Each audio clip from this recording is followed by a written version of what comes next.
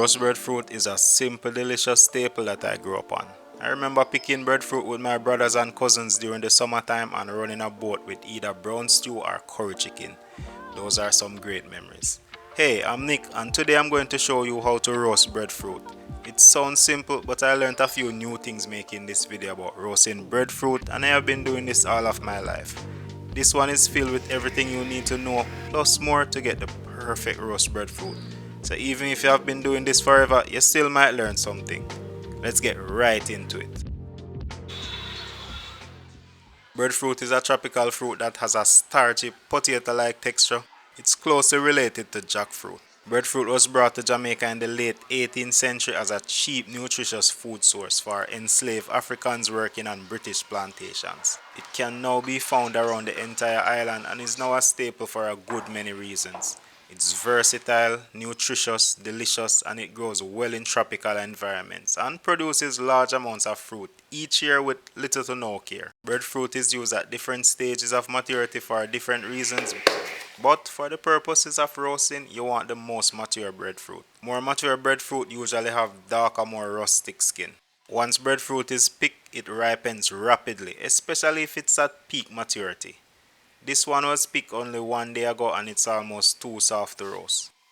Starch is converted to sugar as breadfruit ripens, so one that is just starting to turn ripe is great for roasting. But if it gets too ripe though, it gets super sweet and not as palatable for anything savory. To roast a mature unripe breadfruit, first remove the stem. This is a trick I learned from my brother recently that speeds up how quickly and evenly breadfruit cooks. Coring out the heart of the breadfruit, even by a small amount, reduces the volume and increases the surface area. It's even more effective than scoring the bottom of the breadfruit with an X, which I will also do.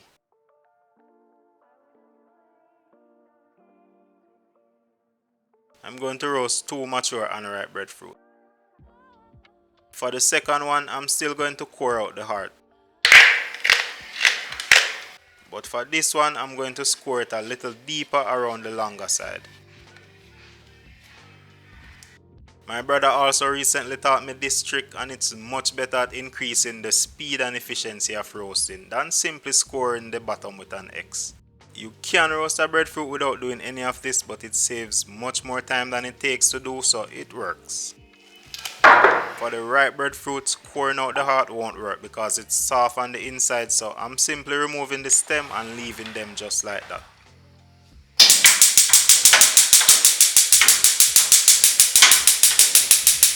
I like to start my breadfruit stem side down, especially for the ones with the cored out heart, because that gets it going so much quicker. I find that low heat works best for breadfruit on stovetop. It steadily heats the breadfruit while charring it slowly. An oven also works for roasting breadfruit, and if you're in a kitchen with poor ventilation, that's the way to go.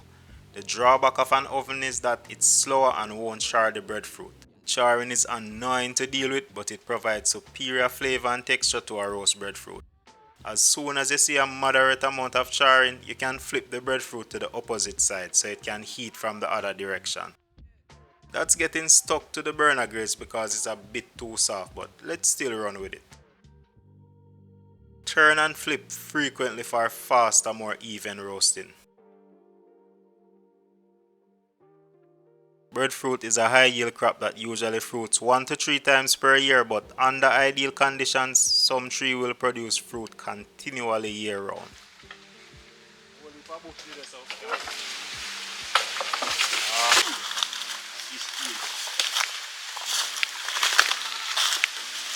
That one. In Jamaica and other Caribbean islands, there's usually a peak fruiting season in late summer that coincides with the increased rain during the hurricane season. Breadfruit usually floods farmers' markets after a hurricane. The trees also get very tall if not pruned regularly and can live for close to a century. If kept healthy, they will still produce a high yield regardless of age. These trees me and my brother are picking the fruit from are at least 90 years old and still produce good fruit despite being poorly kept. These scenes remind me a lot of summer holidays when school was out.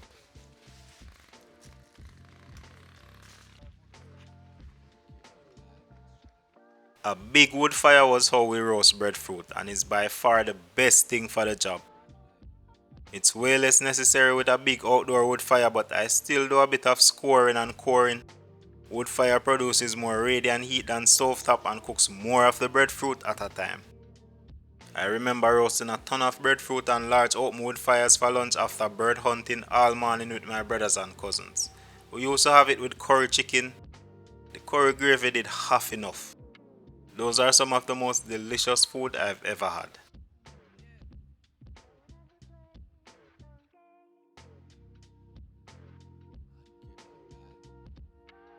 This ripe breadfruit is still being stubborn, but a little bit of finesse will do the trick.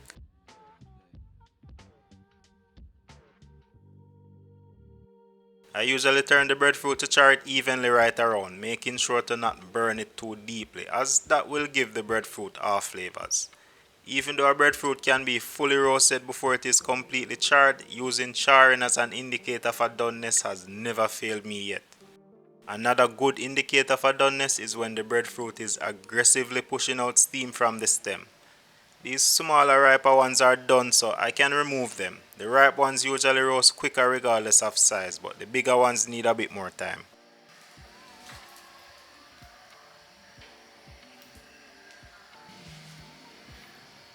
This is something I just started doing for when I have very large jumbo breadfruits.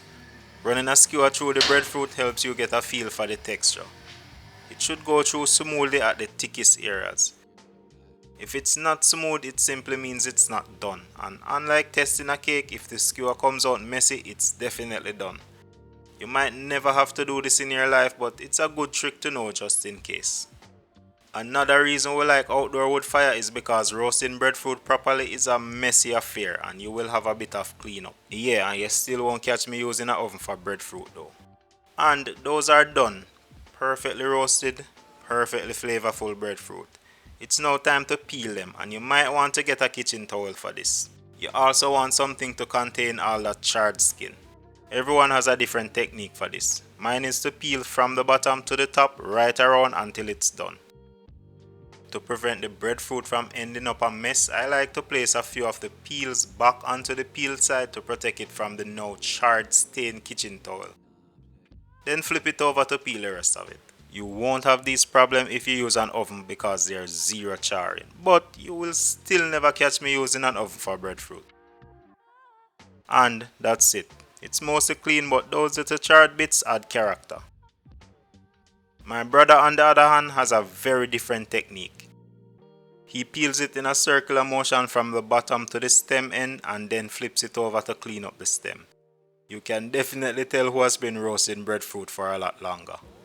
Next, simply cut the breadfruit in half lengthwise to reveal the heart. You can see that not much of the core was removed relative to the actual size of the heart, but that little tunnel introduced heat to the center of the breadfruit a lot earlier than it normally would reach. This starts to cook the breadfruit from the inside much faster and more evenly. In a pinch, just core out the heart of the breadfruit for a quick roast. You can now cut each half into quarters. Removing the rest of the heart is now very simple. You can sacrifice a little bit of the flesh to cleanly get out the seeds and heart. The texture is horrible and they don't taste like much, so we want to get rid of them. And bam, that is it. Breadfruit has a very starchy potato-like texture with some soft fibers. You can enjoy breadfruit by itself. It's very reminiscent of bread, hence the name. Hot roast breadfruit with a bit of butter is traditionally not only a struggle food but also very delicious. True struggle was having freshly roasted breadfruit with white butter. White butter is just slang for table salt. Breadfruit can be extremely dry, so it's also eaten with very saucy or oily foods like stews or ackee and saltfish. Peeling a ripe breadfruit is a bit trickier. It's the same process, but the riper the breadfruit, the easier it will fall apart. You can clearly see the difference in color and it has an intense sweet smell. Letting this cool will make handling much easier, but I shot this the day of Hurricane Beryl and I had no idea when I was going to lose power, so waiting wasn't on the agenda. The heart will also pop out, usually leaving the seeds behind. Breadfruit can be grown from seeds. Not these seeds because they are non-viable, but breadfruit does have larger seeds that look a lot like jackfruit seeds. Most varieties of breadfruit in Jamaica are essentially seedless, so very few persons have seen or even know of viable breadfruit seed. Breadfruit in Jamaica is spread through propagation, so not much need for seeds anyways. Discoloration like this is caused when a breadfruit is battered, whether on the tree from knocking on branches or from fall damage. The discolored area will have an intense bitter taste. For this reason, you don't want to drop breadfruits, even though that's what me and my bro did to every single one. What I did not know until making this video is that if you drop a breadfruit and it gets battered and you roast it very quickly afterwards, it will get discolored just the same, but it won't have any bitter taste. I guess the enzymes responsible for that bitterness take a bit of time to activate. I swear I learn something new from my brother every time we link up.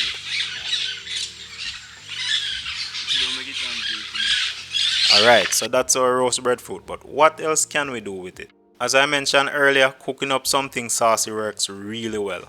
Curry chicken is great, but what I really love is some traditional Jamaican brown stew chicken.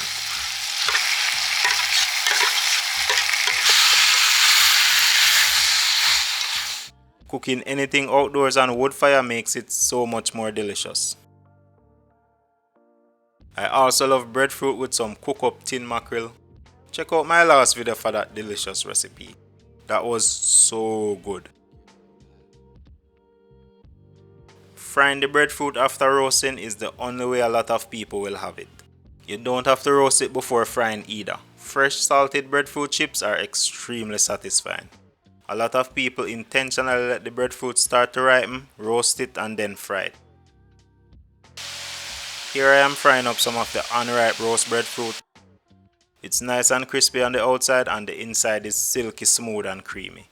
Kinda like a good potato fry. It's the same level of satisfaction for the breadfruit. You can adjust how thick you cut them to change up the texture profile, but these are so good. The ripe breadfruit on the other hand usually fries up with a thicker, more golden brown crust. That's because of the high sugar level. It also won't be as crispy as the unripe fried breadfruit and it has a lot more fibrous texture. The most standout quality is the sweetness of the ripe breadfruit. I usually only like a light sweetness, just at the point where it's starting to turn ripe, because after a certain ripeness it's not very palatable as a savory food.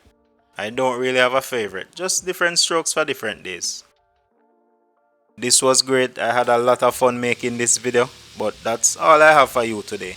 Check the links in the description for ways to support the channel. Drop a like, drop a subscribe, and I will catch you in the next one.